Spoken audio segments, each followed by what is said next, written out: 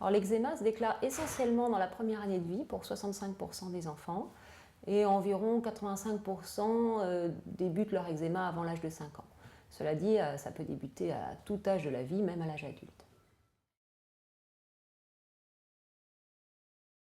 Alors l'eczéma, ça désigne une dermatose faite de plaques rouges qui démangent, sur lesquelles surviennent des petites vésicules. Et l'eczéma s'intègre dans plusieurs cadres. Alors un des cadres s'appelle la dermatite atopique. Il s'agit de l'eczéma constitutionnel d'origine génétique qui s'associe à l'asthme ou au rhume des foins. Il peut survenir dans d'autres cadres, et notamment ce qu'on appelle l'eczéma de contact, où l'eczéma est alors allergique à un contact avec un métal, un parfum, un conservateur ou autre. Bien non, justement, ce n'est pas une coïncidence, c'est tout à fait héréditaire. L'eczéma atopique est une maladie d'origine génétique, et dans 80% des cas, on retrouve des antécédents familiaux d'eczéma ou d'asthme ou de rhume des foins.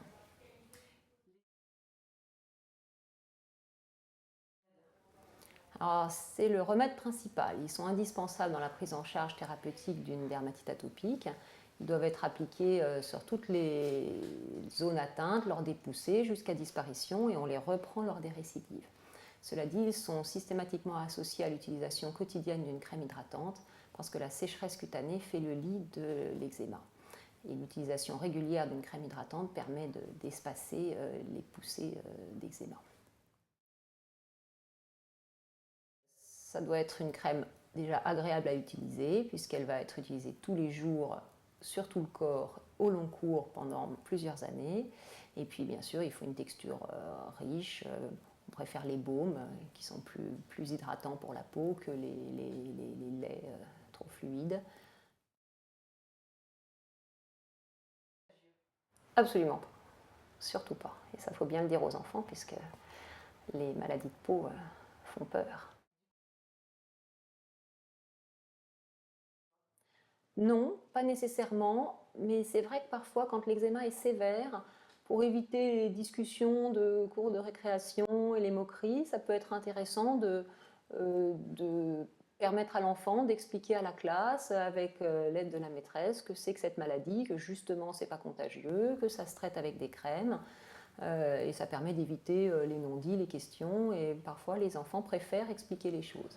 Puis de temps en temps, on a besoin, dans le cas d'un eczéma sévère, d'utiliser des crèmes hydratantes dans la journée, et pour ça, ça peut être bien d'avoir la collaboration de la maîtresse.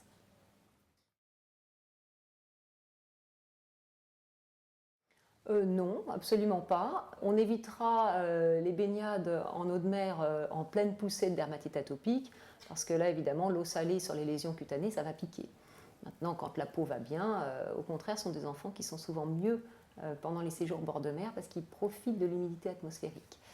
Quant à la piscine, si la peau est très affectée, les enfants ne vont pas avoir envie d'aller s'afficher en maillot de bain, ça paraît naturel et on n'est absolument pas là pour les forcer.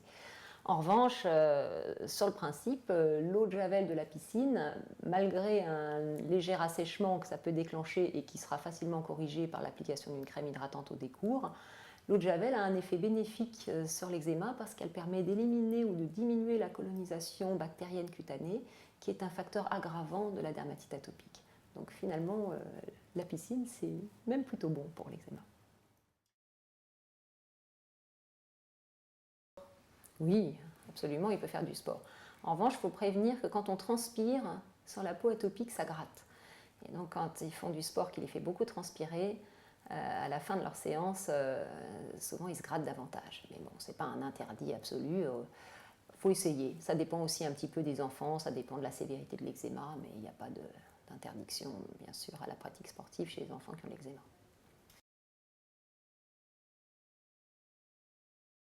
Le plus souvent, oui.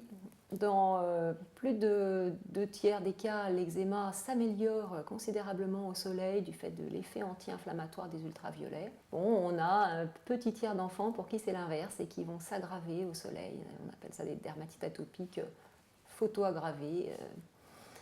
Là encore, c'est l'expérience qui répond à la question. Alors non, ce n'est pas une histoire d'acarien pour le chat. L'allergène du chat, c'est pas l'acarien. L'acarien, c'est dans les poussières de maison qu'on le retrouve. L'allergène du chat, c'est le squame du chat accroché au poil. Et effectivement, c'est un grand allergène de l'environnement. Alors là, tout dépend. Effectivement, quand on a une allergie avérée au chat, l'eczéma peut se trouver aggravé par le contact avec le chat. Donc de deux choses l'une, soit on fait l'expérience, on va chez quelqu'un qui a un chat et puis on voit comment ça se passe le lendemain. Si l'eczéma est décuplé, effectivement, on évitera d'adopter un chat. Si on n'a pas la possibilité de faire ça, on peut aussi réaliser des tests allergologiques et éviter d'adopter un chat si les tests reviennent très positifs.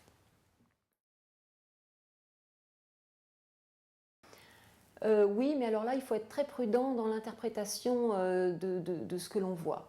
L'allergie alimentaire dans la dermatite atopique, ça existe, mais ça concerne les eczémas sévères affectant presque la totalité de la surface corporelle, avec une chronologie qui est compatible, c'est-à-dire que l'eczéma s'aggrave considérablement à l'introduction de l'aliment.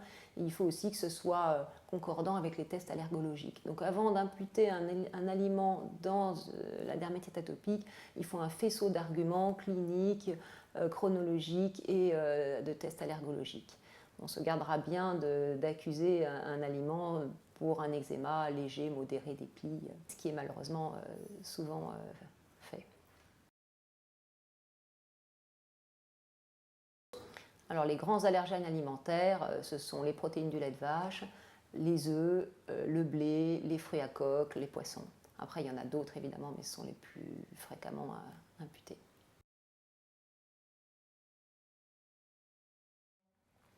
Alors déjà, utiliser quotidiennement une crème hydratante. Éviter les bains trop chauds. Hein, les bains trop chauds, ça démange et ça favorise les démangeaisons, les poussées d'eczéma. On évite la laine aussi sur la peau, on privilégie les textiles doux en coton. Et on se lave avec un savon sur gras qui ne dessèche pas la peau.